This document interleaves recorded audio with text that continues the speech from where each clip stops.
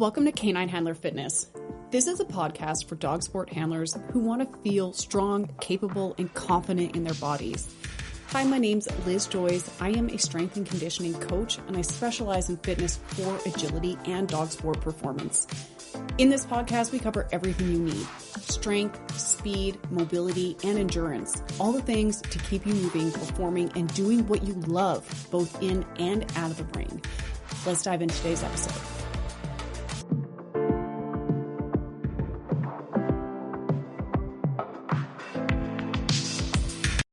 Hey y'all, welcome back to the podcast. I am really excited. I have a very special guest here today, and we're here to talk about goal setting. One thing that I see over and over with handlers, and honestly, just with general humans I've worked with overall, is that people don't struggle because they don't care, but they struggle because they care a lot and they don't know how to make their goals actually work in real life. So today we're talking about goal setting, but not the fluffy, vision board, what could happen if life was perfect and I had no responsibility kind. We're talking about the kind that holds up when your motivation dips, because it will, when life gets busy, because it will, or if your body isn't cooperating, which likely happens along the way for most of us. So I'm really excited to have Heather Sumlin here today with me. She is a mental management coach who works with people around execution. So that does include goal setting, but even more importantly, it's following through with them. So before we dive in, can you tell everyone a little bit about who you are, what you do, and how you work with people specifically around setting goals that are going to work for them? So I'm Heather Sumlin. I own a company called Sumlin Solutions. I spent 19 years working with the mental management system with my father, Lanny Basham, who's the founder of Mental Management Systems. And my bread and butter is really helping women primarily reach their potential under pressure for competition, no matter the competition. So it could be a job interview, it could be dog handlers who are competing. And so my primary business is really taking my father's mental management system and applying it to real world competition. Awesome. Specifically with women, because I like working with women.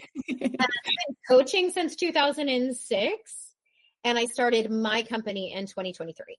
So I'm really passionate about making sure that you reach your potential. But the thing is, in order to do that, you have to be able to be balanced in competition. So your thoughts need to be controlled by you. Your skills need to be built through deliberate practice, and your self-image needs to believe that you are as skilled as you actually are, so you can be balanced when you compete. Goal setting to me is interesting because I think my father will tell you this, there's 4 types of people. Okay. You have your no goal people. Those people who really don't care about anything. They have nothing going on. There's very few of them out there. I've never actually met one.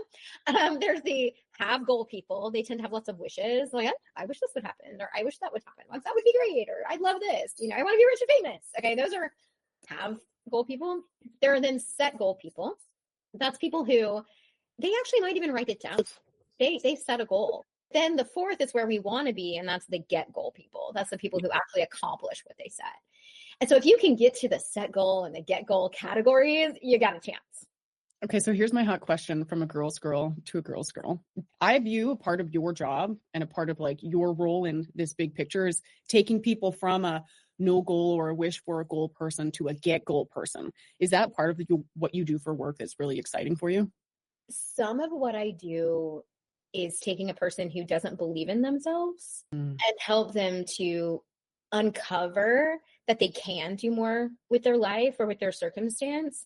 That's where I get really excited. I feel like getting the goal happens when someone has that desire and discipline to put action to their plan. But where the fun happens for me is taking someone who doesn't yet believe and uncovering why they should.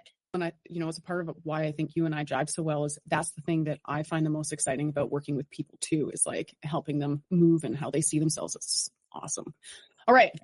I got some questions for you. And I want to start here because I think this is where a lot of people get stuck. A lot of people rely on motivation, which I think is this new year, new you kind of excitement in the air, which is beautiful. But I think why, in your opinion, is relying on motivation such a fragile way to approach specifically fitness goals? I think motivation is temporary. I feel like motivation gets you started, but discipline helps you finish. So if you're relying on, I must be motivated in order to take action, then you have to feel a certain way. in order to do something, instead of, this is what I'm going to do tomorrow. These are the action steps that I put into place, and I'm going to make sure that it happens. There will be days when it doesn't happen. There will be days when things come up. You get sick or something pops up in your schedule and you're not able to execute what you planned. That is not a problem. The problem lies in letting that be an excuse. Well, I didn't do it today, so I'm not going to do it tomorrow. And then I lose my, I guess this isn't something that I'm going to be able to accomplish. But here's the thing. You have to change who you are to get where you want to go. And the reason people are stuck, in my opinion, is because they have become someone who doesn't execute these things on a regular basis. So now we have to change, essentially, our own self-image to get the thing we don't already have. Because if we were already the person, we'd already have it. Mm-hmm. We have to change ourselves. And that's hard. Self-image doesn't want to change. We want to stay the same. If self-image wanted to change, then we would be changing our husbands like we change our socks. Like, that's not fair, right? We don't really want our self-image to want to change. Okay. But we have to change certain things about ourselves to become a new and improved version of ourselves. And that's so complex, socially, with your friend group, with what you do for work, like all different kinds of things can be affected by that. But I think it's like, things in life aren't static, right? So here's a question for you as a follow-up. What do you do to help people support execution? Because I agree with you, the systems and like the discipline that you put in place are so important. But how do you help people support execution when they just like don't feel motivated, or maybe they just don't feel like doing it? Well, there's several things that could happen. I mean, weekly consults or connecting more often to be able to be that sounding board for someone. That's helpful, obviously. But also, we recommend keeping a performance analysis. So it's a journal to track your progress. And if you're actually journaling what you did that day, what you learned about yourself, and what went well, you have a chance of actually moving forward. Because where we change our self-image is not only what we think about, it's what we talk about and say out loud and what we write down. So if you're writing down how you actually implemented your action steps today, or the things that Liz told you to do, and then you actually go and you do it and you write it out, and how it made you feel when you finished that workout, or how it made you feel when you ate according to what you were supposed to based on your plan, whatever that might look like. If you write that out, then your self-image is taking that in as an imprint, and your self-image is growing towards who you want to become. And so it's being consistent with making sure that you're writing down the things that are working, and you're not focusing on the times in which you stumble. I love that. That's amazing. I agree with you. That is a really hot tip, y'all. So I want to ask you about, people I see often set goals that we could call maybe should goals versus goals that they actually want and are maybe in alignment with their vision of their highest self. I'm sure you see that happen a lot too. So how do you help somebody tell the difference between a goal that really resonates on a deep level with them and one that maybe resonates with their social circle or other people's social highlight reel? You know what I'm saying? I feel like I see this a lot because I work with a lot of young people. So teenagers, young adults. Yeah. And they tend to be told who they need to become. They tend to be, oh, well, my parents want me to do this, or my coach wants me to do this. But internally, if you don't want it, you're not going to push for it, right? We're going to be driven oftentimes by what we care about. And so you have to look at, why should you, like, if it's something you should do you believe you should do it? Yeah. Do you want to do it? I mean, one of the things, if we're going to be changing something about ourselves, we have to be willing to make that change. If we're not willing, someone could tell you all day long that you need to do something, but if you're not willing to change it about yourself, you're not going to. Here's a question, because I think a part of people wanting something, but like it can be emotionally painful to go through the transition into like changing their self-identity can be layered and hard. Is a part of what you do with people supporting them as they go through that process? Depends on the person. Some people are able to take a class or take a seminar or a webinar and apply it because they're self-motivated and they're self-driven and they're able to take the information and run with it. Other people need more accountability and more hands-on help. So it depends on the person. Not everybody needs the exact same thing. They need the same information, but it may not need to be applied the same way. One thing that we have going on soon is I partner with Barbara Courier and Tia Anders often. Barbara Courier was an agility handler for 20 some odd years. She now competes in a wide variety of sports. She's a mental management certified coach. And Tia Anders is in nose work, has been since almost the beginning of the sport, forever. She is a mental management certified coach. So together, we come together and we do webinars for dog handlers. And we're going to do one next week on the 13th of January, specifically for this goal setting phenomenon. How do we unleash your potential in order to reach what you want to reach in 2026? What I'm excited about it is Tia is going to be the one like heading up the class. So I'm excited to learn from her while I can support with stories and ideas and content. So anything that I tell you may or may not be on the webinar. There might be way more, which I'm actually super, super excited about. But when we're able to provide those kinds of resources for people, they can take that information and apply it to themselves. Depending on the person, they might be able to apply it, run with it. I don't hear from them again until they send me a success story down the road. Some people are like, oh my gosh, help me do this. And I'm going to meet with you every week or every other week or something like that to be able to apply what I learned. That makes a lot of sense. I got some more questions for you. Are you ready? Mm-hmm. Okay, so this is a question for people who are high achievers, A-types. Where are my girls at? How do you help somebody set goals that are ambitious without being unrealistic? Because I think that there's a balance there, you know? So go ahead. Real quick, my dad would always tell me, or tell his students too, he says, you need to set goals that are out of range, but not out of sight.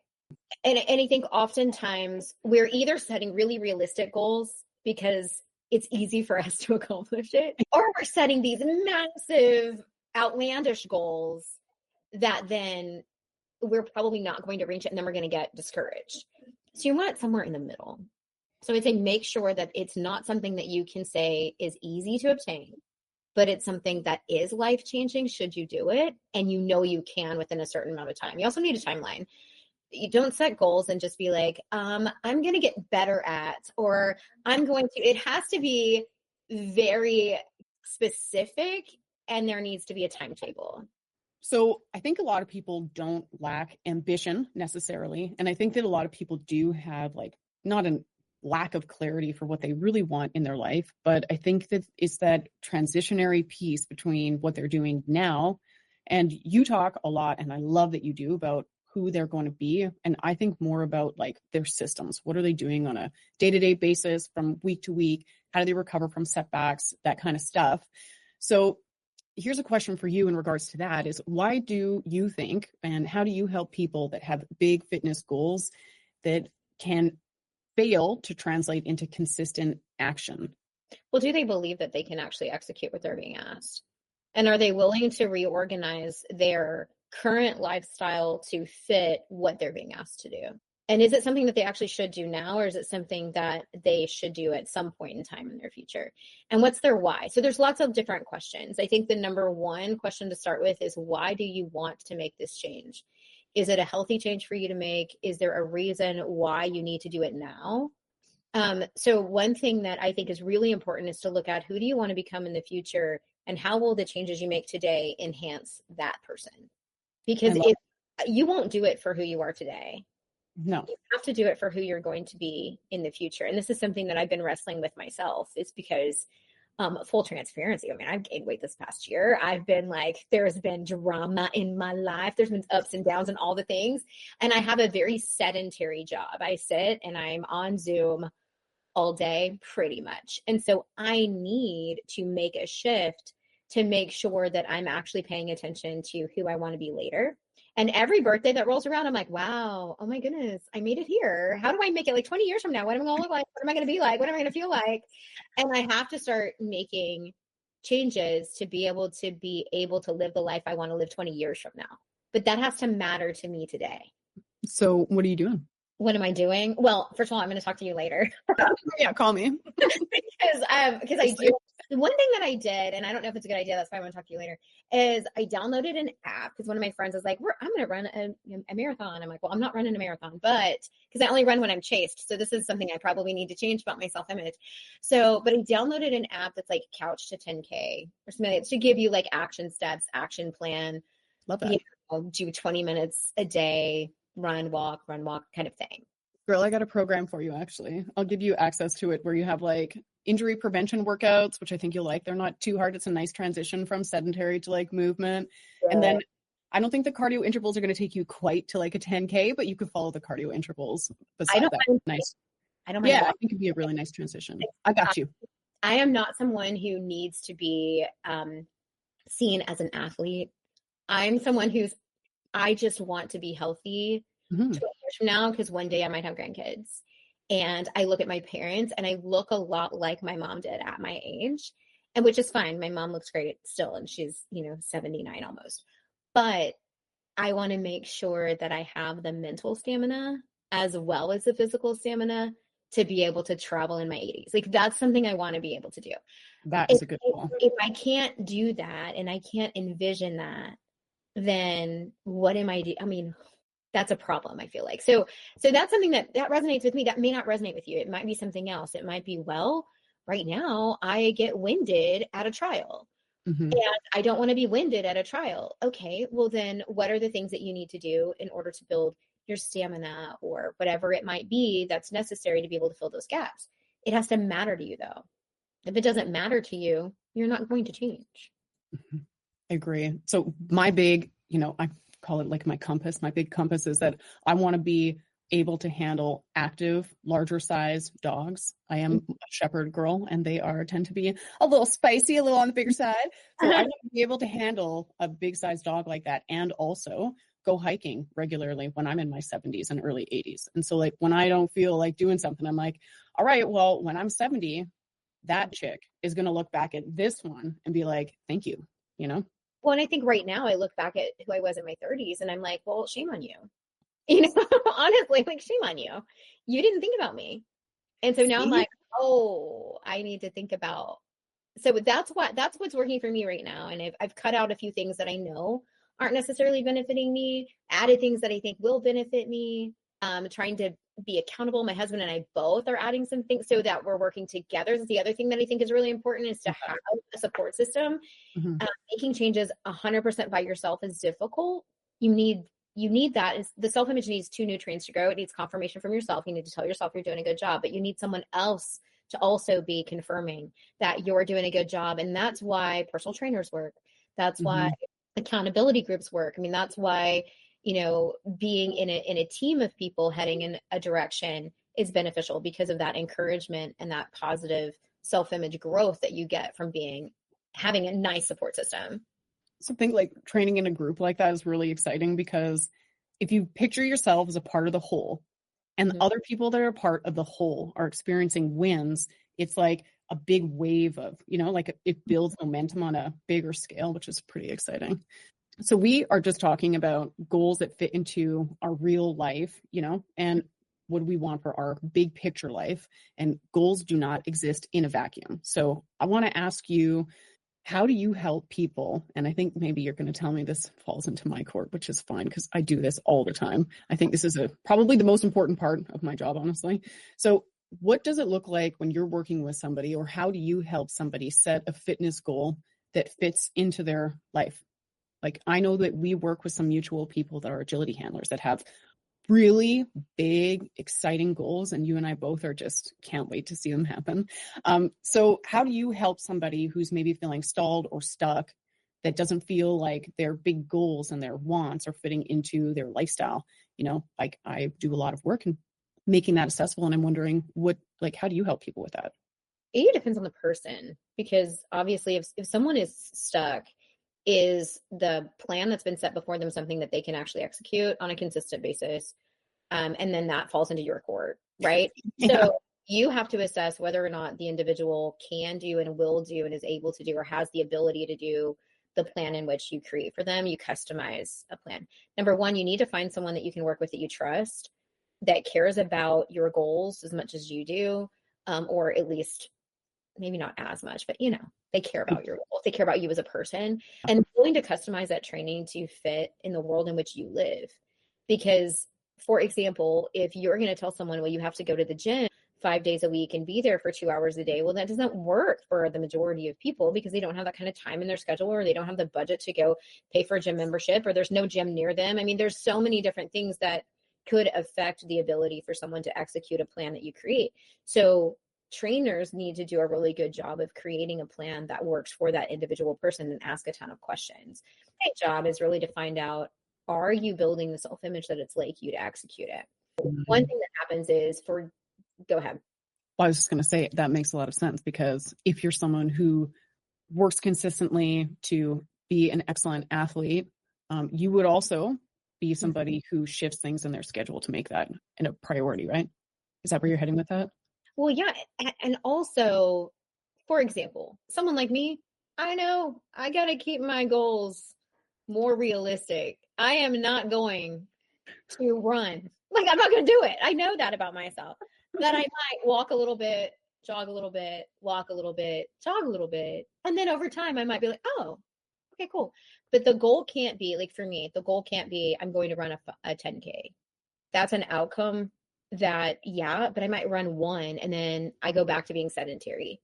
So it has to change to, I enjoy running, or it's like me to run, or I am a runner. Right now, it's like me to walk longer distances is probably more realistic for me to set for myself. Well, honestly, I think if you're sedentary for quite a while, heading into and just starting to run, like, for real, the thing that will expose imbalances in people's body and cause injury for sure every time is long distance running. So let's build you into that slowly and support it. But I got you. Don't you sweat it. That's why I'm like, I'm going to talk to you later, because I do want, and I haven't started it on purpose because I knew we were going to have this conversation. I was like, okay. Yeah. I'm excited for you to check out. Yeah. I actually really like this. It's fun. It'll be good.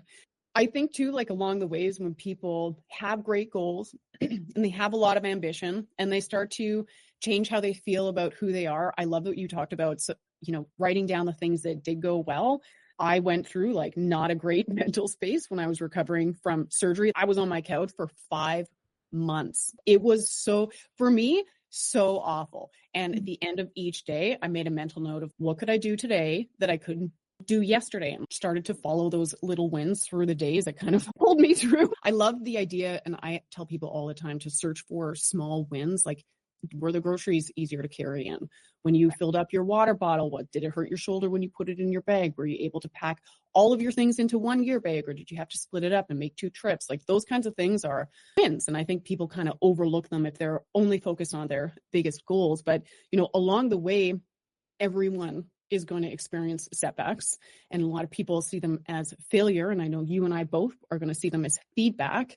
I think, like, a lot of people either grow here or quit here. And I'm wondering, how should people think about setbacks when they're executing a fitness goal? I think it probably depends on what they define a setback as. To me, a setback is either feedback or a setup.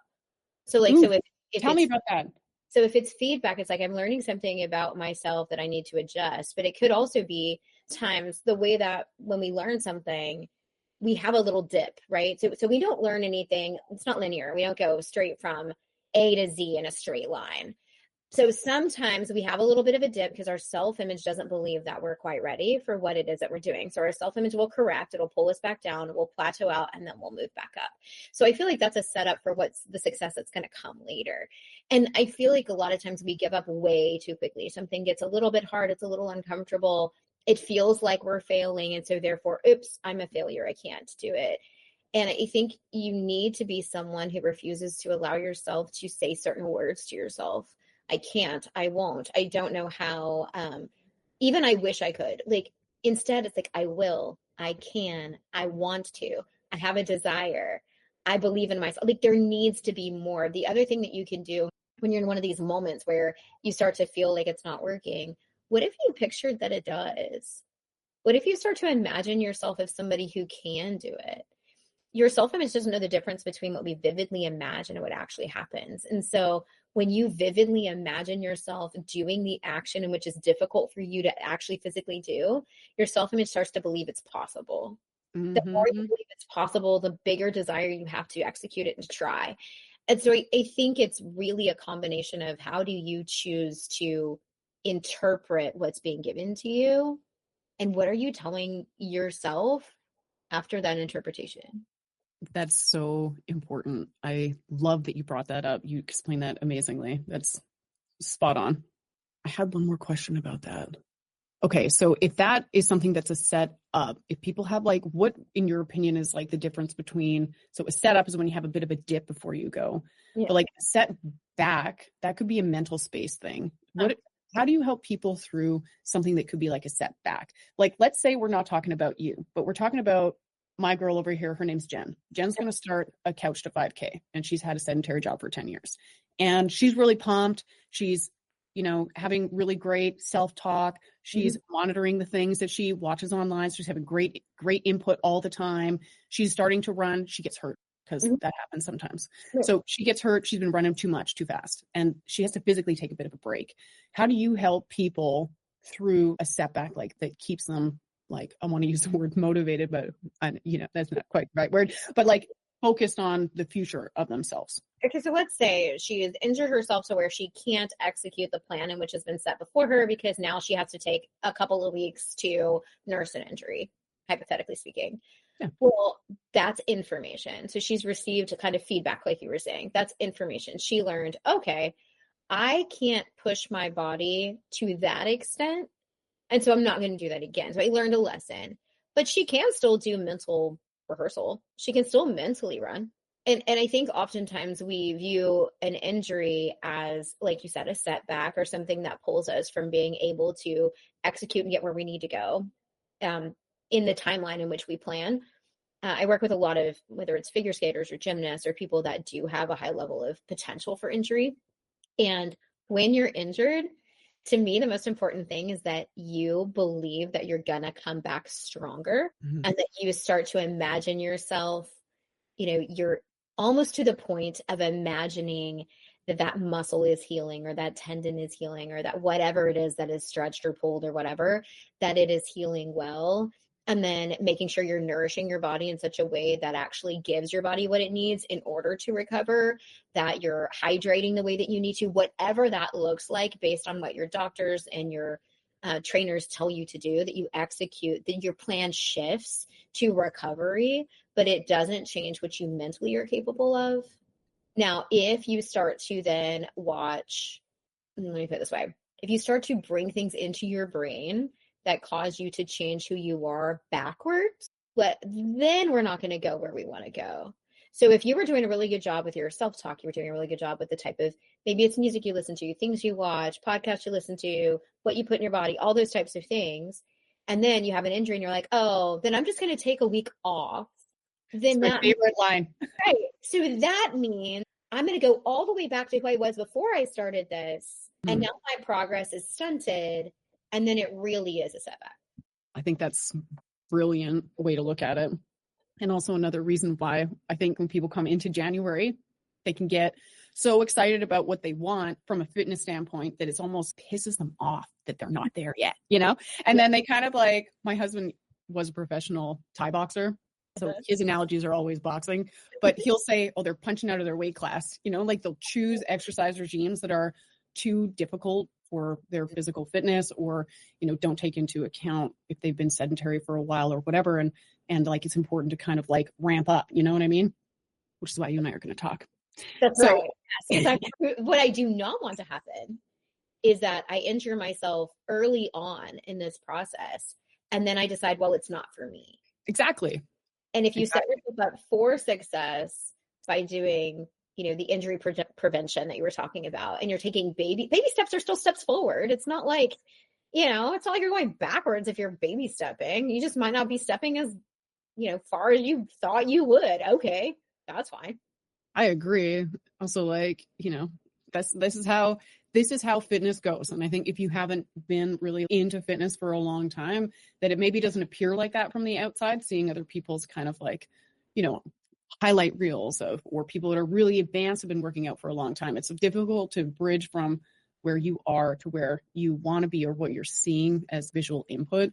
But yeah, it's important to understand that these baby steps are important. Like, they are a part of the process. And also this mental game is like just as big a part of the process.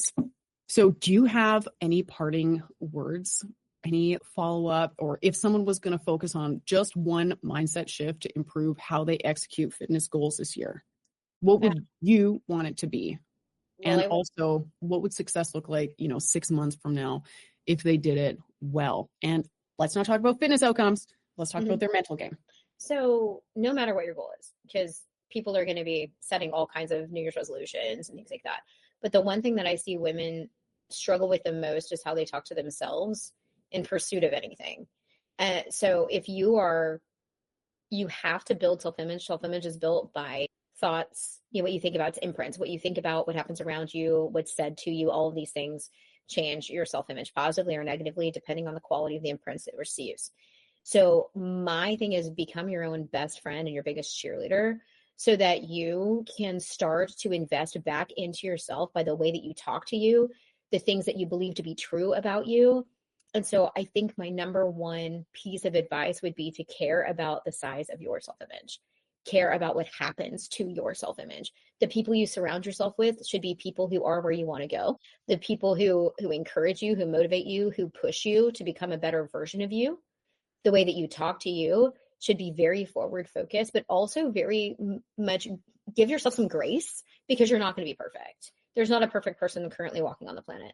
So do not expect perfection when perfection is not even possible, because that's a recipe for disaster and you will be disappointed every single day.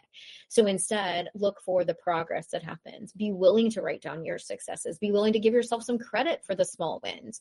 Don't just recognize them, give yourself some credit for them. I'm grateful that I have become someone who's capable of doing this, even if it's small. If you have a horrible day, but you have a great hair day, give yourself credit for the great hair day, okay? Have something of value to tell yourself so you'll see yourself as valuable. And so then 6 months down the road, I want you to believe that you're a worthy, worthwhile human who deserves to live on this planet for a long time. Oh my God, I'm tearing up a little bit. I think that's beautiful.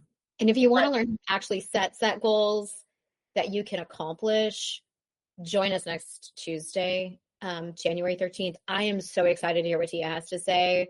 She's going to talk about working backwards from perfect, like taking like that perfect scenario and then working backwards and setting those like actual prioritizing steps to take in order to get your goals. I'm so excited for it. I love that.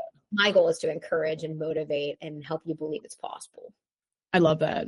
I came to talk to your group, and one thing that I loved about how Tia was asking me questions is she had a lot of perspective about women who are in their 6th, 7th, 8th decade.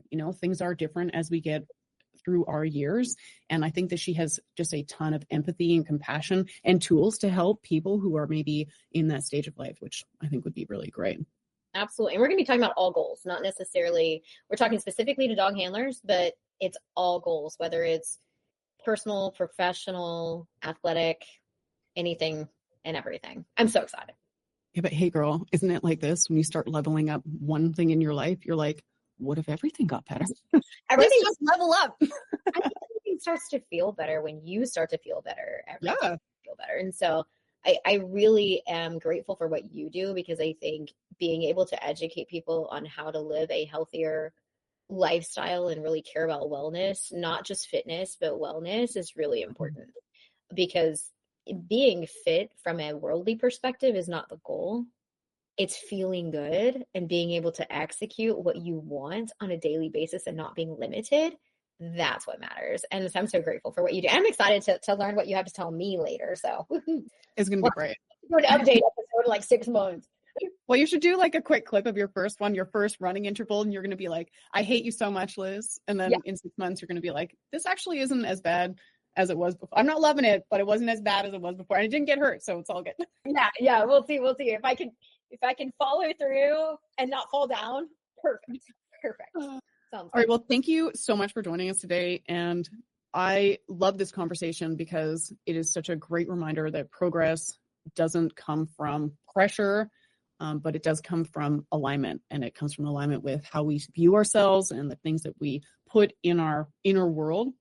And it isn't about overhauling everything. And actually, like what we talked about, is smaller steps are much better than bigger one. Perfection is not a realistic goal, but just progress all the time. And if you're listening to this and thinking, okay, but where do I actually start with all of this goal setting? You can check out Heather's webinar that's coming up. Again, that's going to be linked in the show notes. It's going to have a lot of hot tips. And I think that you can read things online and think about what are you going to do on your own. But when you have someone who only does this for a living, that's all they do for a living, and they talk to people all day long, and that's all they do for a living, these girls are going to have things that you wouldn't have even thought about, and ways to put it into play in your life, and perspectives that are really going to land home. So Thanks again so much, Heather, for being here and for this conversation. It was practical and hopefully exactly what people need heading into the new year.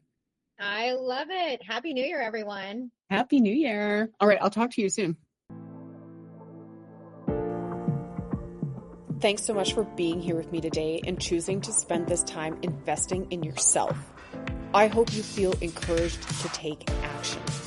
Even the smallest steps forward will add up in ways you cannot even imagine yet. If this episode gave you something to think about or lifted you up, please share it with a friend. You really never know who might need these tools today. For more information, practical tools, and resources to help you get stronger and confident both in and out of the ring, head on over to caninehandlerfitness.com. You can also find me on all the socials under the same name, so come on over and say hi.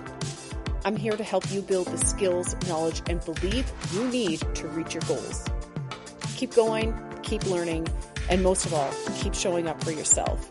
You've got this, and I'll be here cheering for you every step of the way.